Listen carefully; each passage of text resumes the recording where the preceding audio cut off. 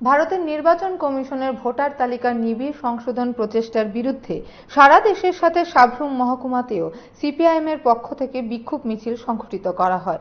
Sabroom CPIM মহকুমা office থেকে মিছিল শুরু হয়ে শহরের গুরুত্বপূর্ণ রাস্তা পরিক্রমা করে সিটু অফিসের সামনে এসে শেষ হয়।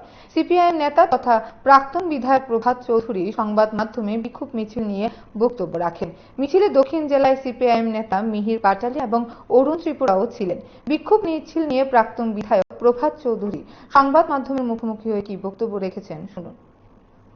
আপনারা জানেন যে নির্বাচন কমিশন অফ ইন্ডিয়া SIR বা স্পেশাল ইন্টেনসিভ ডিভিশন বলে বিহারের নির্বাচনের যে বিশেষ নির্বাচনী ভোটার তালিকা সংশোধনের জন্য চালু করেছে।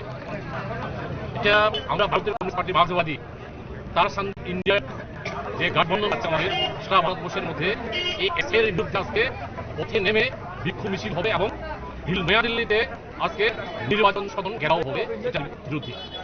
যেটা অঙ্গ হিসাবে আমরাও এই সাত রাজ্যের সহ আমাদের এই সাব্রুম মহকুমায় আমরা এই বিক্ষোভ মিছিলে সামিল হচ্ছি। এছাড়া কি স্পেশাল ইন্টেনসিভ ডিভিশন নির্বাচনী ভোটার তালিকার বিশেষ নিবিড় সংশোধনী প্রক্রিয়া। এই প্রক্রিয়ার মধ্যে বলা হয়েছে যে 1987 ইংরাজি এর আগে যারা জন্মগ্রহণ করেছেন এই ভারতবর্ষের মধ্যে তারা 11 রকমের যে কাগজ বা ডকুমেন্ট দলিল দস্তাবেজ সাবমিট করতে হবে। আবার 1987 ইংরাজি থেকে 2004 ইংরাজি এই মধ্যে যারা জন্মগ্রহণ করেছেন তারা আরেক রকমের দস্তাবেজ বা ডকুমেন্ট সাবমিট করতে হবে। আবার 2004 ইংরাজির পরে যারা জন্মগ্রহণ করেছেন যারা নতুন করে ভোটার তালিকায় তাদের নাম তুলবেন তারা আরেক রকমের কাগজপত্র সংশোধন করতে হবে। এই কাগজপত্রের মধ্যে আমরা দেখেছি যে ভারতবর্ষের মধ্যে যে আমাদের যে দেশ যে জনগণ আছে এই কাগজপত্র দস্তাবেজ সাবমিট করা কঠিন ব্যাপার, যেহেতু আমরা একটা পিছিয়ে পড়া এই দেশ। তো এখানে বলা হয়েছে ডেট অফ বার্থ জন্মের শংসাপত্র জমা দিতে হবে। আমাদের ত্রিপুরা রাজ্যের মধ্যে বহু মানুষের জন্মপত্র নেই, হসপিটালে জন্মগ্রহণ করেনি, প্রয়োজন পড়েনি, জন্মপত্র নিয়ে আমরা এটা বাড়াবাড়ি করি।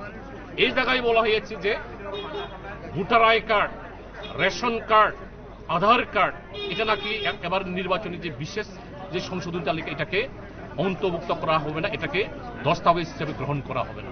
তাহলে তাদের কাছে আমাদের প্রশ্ন যে ভোটার কার্ড নিয়ে আজকে নরেন্দ্র মোদী সরকারে ক্ষমতায় আছেন, তাহলে এই নির্বাচনী তালিকা যদি অবৈধ হয়ে থাকে তাহলে নরেন্দ্র মোদী সরকার বিজেপি সরকার অবৈধ। এইভাবে দেশের মধ্যে তাদের যে নির্বাচনী ইস্তেহার প্রতিশ্রুতি তারা পূরণ করতে পারছে না। এইভাবে দেশের মানুষের মধ্যে এক হলো হিন্দু মুসলিম করে এবার নতুন করে নতুন যে নিয়ম নীতি তৈরি করে বিহারের মাধ্যমে এরা সারা দেশের মধ্যে এটাকে তারা লাগু করবে। এরই প্রতিবাদে আজকে আমরা সারা ভারতের সঙ্গে ইন্ডিয়া গঠবন্ধনের সঙ্গে আমরা ভারতের কমিউনিস্ট পার্টি মার্ক্সবাদী সাব্রুম মহকুমা থেকে এটাকে বিক্ষোভ বা প্রতিবাদ জানানোর জন্য আজকে এখানে